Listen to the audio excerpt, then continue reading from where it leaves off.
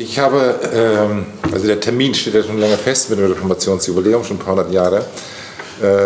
Deswegen haben wir uns auch schon rechtzeitig damit beschäftigt.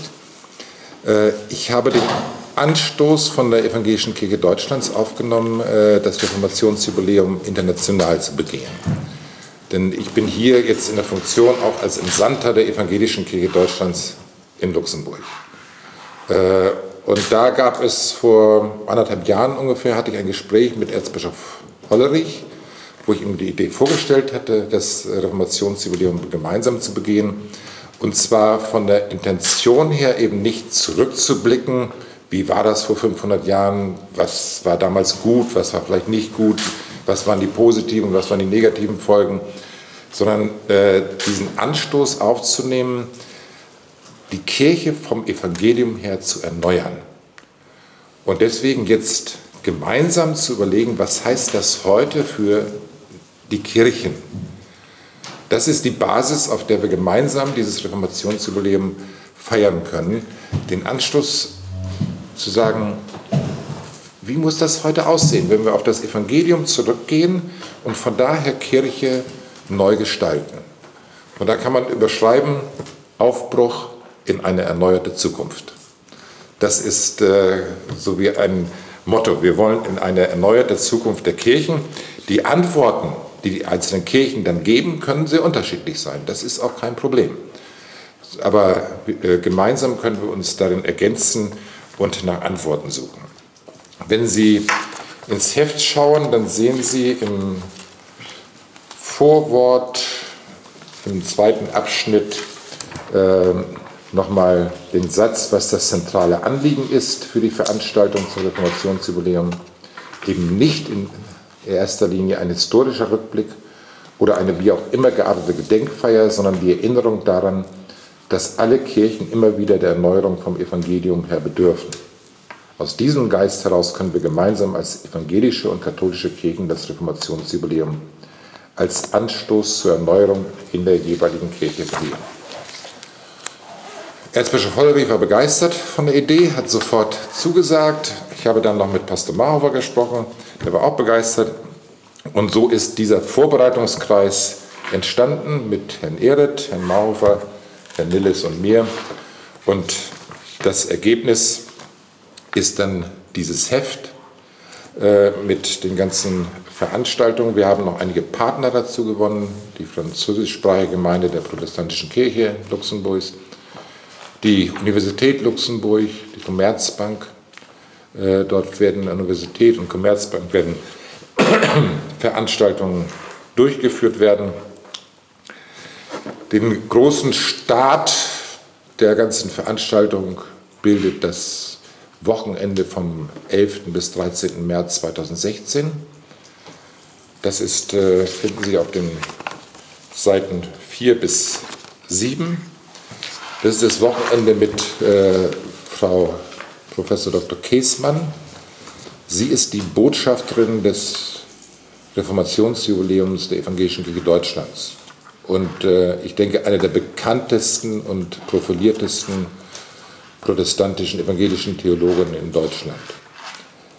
Sie wird einmal einen öffentlichen Vortrag halten am Freitagabend, dann am Samstagvormittag eine Begegnung mit Vertretern aus Kirche und Gesellschaft. Am Samstagnachmittag gibt es dann noch einen Besuch einer luxemburgischen Gedenkstätte mit der Deutschen Botschaft zusammen. Und am Sonntag dann hier im Gemeindehaus der geistliche Staat. Da wird dann auch Erzbischof Hollerich den Gottesdienst mitgestalten und Frau Käßmann wird predigen. Frau Käßmann wird auch noch die Europaschule besuchen, eine Klasse dort im Unterricht. Das ist so erstmal der erste große Schwerpunkt. Katholisch Kirche von Lützeburg hat die Luedung gemeinsam dem 500. Jahrestag von der Reformationsgedenke gern ugeholt. Spätestens seit dem Zweiten Vatikanischen Konzil an der Deklaration Unitatis Red Integratio, also wie wir ihn kennen, zur Einheitssumme fanden, als katholische Kirche voller ganz an den ökumenischen Prozess angebunden. Da das auch besonders wichtig für sie, weil sie dummer den Versicht natürlich dem zu entsprechen, was Christus selber am Evangelium sieht, nämlich, dass alle guten Dinge, die hier leben, eins solle sein. Das darüber hinaus dann auch noch weiter wichtig, weil wir an der Welt von Haut eine gemeinsame Verantwortung haben, für das Evangelium zu verkennen, an uns den Herausforderungen von unserer Zeit zu stellen. Das Programm, das ausgeschafft ist, umfasst verschiedene Aspekte. Einerseits Momente, wo zusammen gebiert wird, dann Momente, wo über das Leben von unseren Gemeinschaften an der Gesellschaft von Haut nicht nur noch geduld wird, mehr doch gestaltet wird.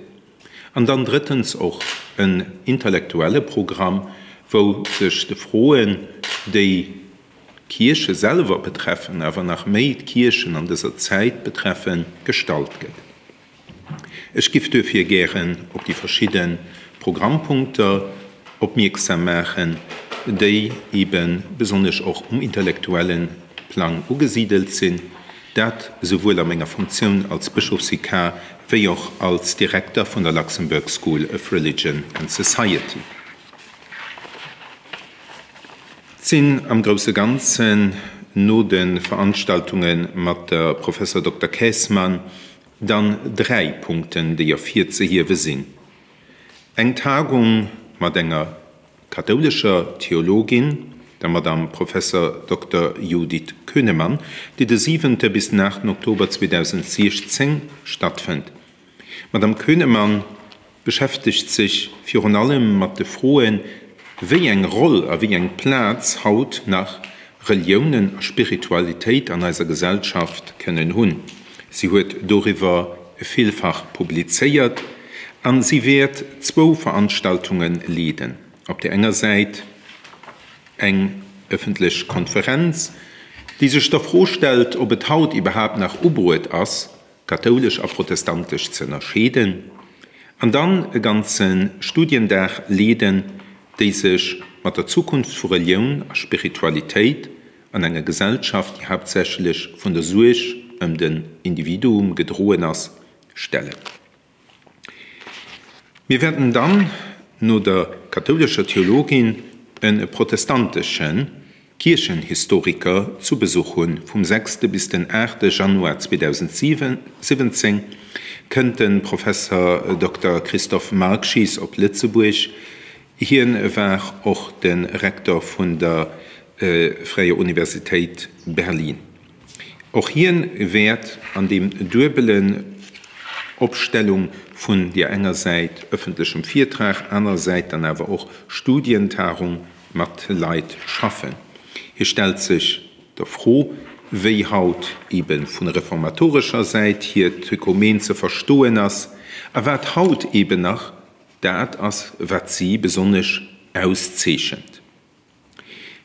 Spannend kann es natürlich sein, weil gerade dann, am 8. Januar, den Professor Dr. Markschies auch nach reflektiert auf die Katholizität von den evangelischen Kirchen.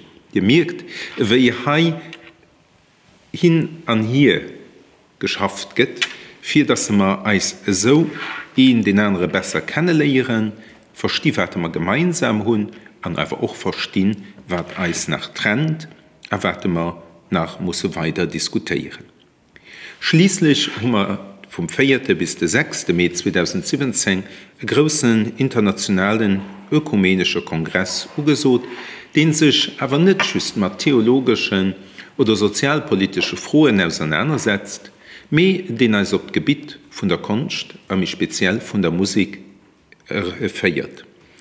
Wir wollen uns hier mit dem musikalischen Weg von einem von denen ganz großen, nach lebenden Komponisten von religiöser Musik auseinandersetzen mit Professor Dr. Heinz Werner Zimmermann, den wir auch hoffen, bei der Gelegenheit auf Lützeburg zu kriegen. Ein von den Hauptwerken, das hier geschrieben wird, ist ein Missa Profana. Ein Werk, das eigentlich nicht für eine Kirche geschrieben ist, mehr eben dann für öffentliche Abfeierungen. Und hier geht es besonders darum, wie das Leben von der Welt auf der einen Seite an das, was christlich ein Heritage, Tradition aus Schmattenin verbannen. Sein Werk bringt da zum Beispiel dummerden zum Ausdruck, dass einerseits auf den Heritage vom Bach zurückgreift, andererseits dann auf eine Dixie-Band oder dann auch Sirene matt an das Werk ranhält. Und so et einfach zu einem Ganzen mischt, das von einer immens großer Dave und zugleich auch von einer immenser ästhetischer Kraft ist. Wir wollten uns dafür diesem Werk zusammenstellen und nicht als interdisziplinärer Perspektiv erhellen, weil eben vielleicht an dem dote Kontext das, wo man eben, wenn man nicht nur am Kap, wenn man nicht nur von unseren eigenen Traditionen, wie wenn man vor allem auch als Menschen mit Gefühl, mit Menschen mit Imagination geschwärzt gehen, die sind, die auch neue Brücke bauen können. Ich so nicht merci. Wir alle sind froh über Höhepunkte. Höhepunkte sorgen für Anspannung, sorgen für besondere Aufmerksamkeit. Aber wir wissen auch, dass Höhepunkte nicht den Alltag darstellen. Das tägliche Brot möchte ich Ihnen gerne hier vorstellen. Das tägliche Brot ist die Arbeit mit allen Gemeindegliedern, mit allen Interessierten, die wir herzlich zu verschiedenen Veranstaltungen einladen. Es sind da besonders zu nennen die Meditationen in der Passionszeit in der reformierten Kirche in Alzette. Diese werden sich mit verschiedenen Themen auseinandersetzen. Das sind einmal Gottes Wort, Menschenwort, oder werden Themen haben wie Bibel und Bild, Bibel und Musik, um nur einige anzureißen. Daneben gibt es auch weiterhin Programmpunkte, die zum Beispiel von der Evangelischen Gemeinde deutscher Sprache angeboten werden. Da ist es eine ökumenische Studienfahrt. Wo soll sie anders hingehen als nach Wittenberg? In diesem Reformationsjubiläum ist das natürlich quasi ein Must, ein Muss. Dann gibt es einen Tag der offenen Tür hier in diesem Haus. Es gibt 5 Abende durch die Bibel, eine theologische Werkstatt für Nicht-Theologen. Und was auch ganz wichtig ist, es gibt immer wieder Reflexionen und Möglichkeiten, darüber zu sprechen, was Reformation bedeutet, gerade im Blick auf die Zukunft. Die Paroisse Francophone bietet eine Vortragsreihe mit Größen des französischen Protestantismus an. Ich habe die Namen von Herrn Schlumberger gelesen, gleichermaßen von Maître Rognon aus Straßburg oder von den Diakonissen aus Reilly, die alle auf verschiedenen Ebenen Beiträge leisten in dieser Vortragsreihe zum Reformationsthema, wie es in der Musik aufgefasst wurde, wie es in den Geistesrichtungen aufgefasst wurde und reflektiert wurde. Wenn man so will, der absolute Höhepunkt der ganzen Reihe, das ist der Abschluss am 31. Oktober 2017. 500 Jahre Thesenanschlag Martin Luthers, sozusagen das offizielle Datum der Reformation. Das inoffizielle ist an anderer Stelle, nämlich da, wo Luther überhaupt seine Glaubenserkenntnis neu gewonnen hat. Aber das ist das offizielle Datum, und da werden wir hier in Luxemburg, das ist, denke ich, wirklich was Besonderes. Ich habe es noch nicht gehört, dass es woanders auf der Welt so stattfindet, einen ökumenischen Gottesdienst in der Kathedrale von Luxemburg feiern. Dort werden dann Erzbischof Hollerich und ich predigen. Das ist hier auf der Rückseite des Heftes. Ein besonderes Datum. Das werden wir hier auch gebührend feiern, dass wir das gemeinsam begehen und gemeinsam in eine erneuerte Zukunft der Kirchen aufbrechen. Und das ist eben ganz nochmal wichtig zu unterstreichen. Es ist die Perspektive in die Zukunft.